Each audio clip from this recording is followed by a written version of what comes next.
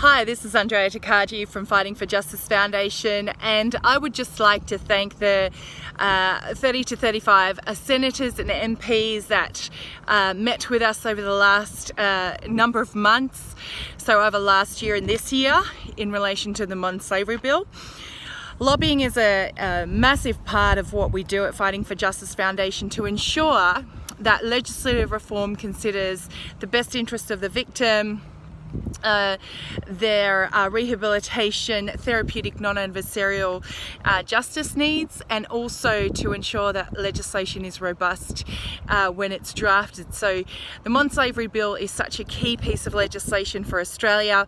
and it's really exciting to see this bipartisan support, not only for the bill, but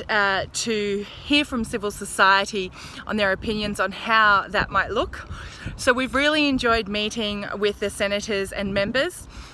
and we're really looking forward to the outcome. So the bill will be drafted in a few months, and this is an opportunity for Australia to take a stand.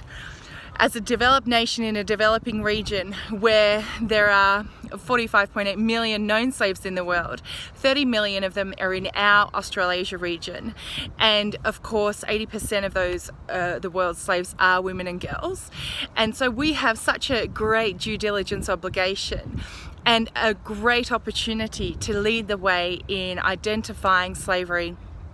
and providing not only rehabilitation and resources for victims, but also to set an example in our region. Australia is surrounded by developing nations, and they are often target countries for trafficking and slavery and exploitation.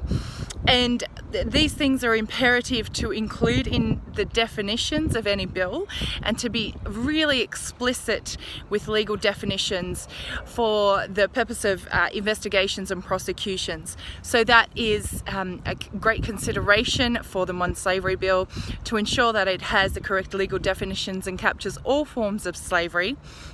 that the threshold captures high-risk industries,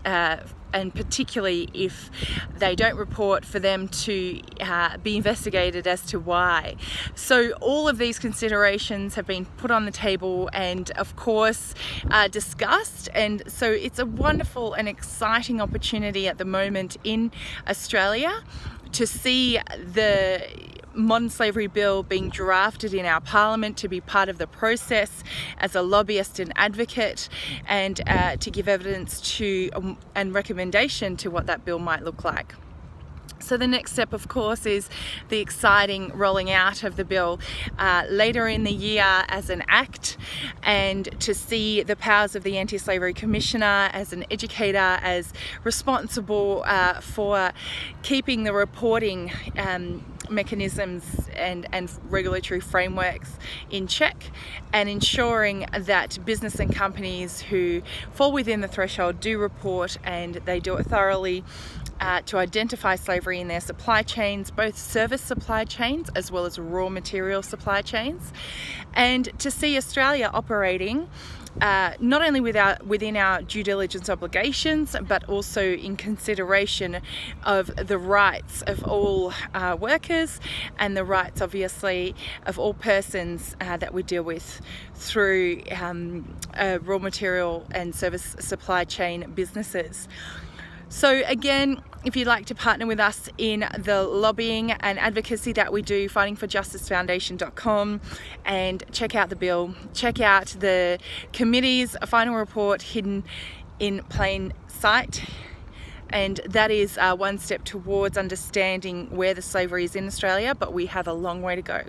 There's a lot of hidden slavery in Australia, and this is an exciting first step to uncover that and to work together to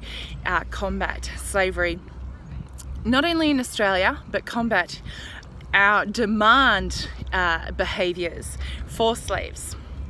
This is Andrea Takagi from Fighting for Justice Foundation. Check us out on the website and send us a message. See ya.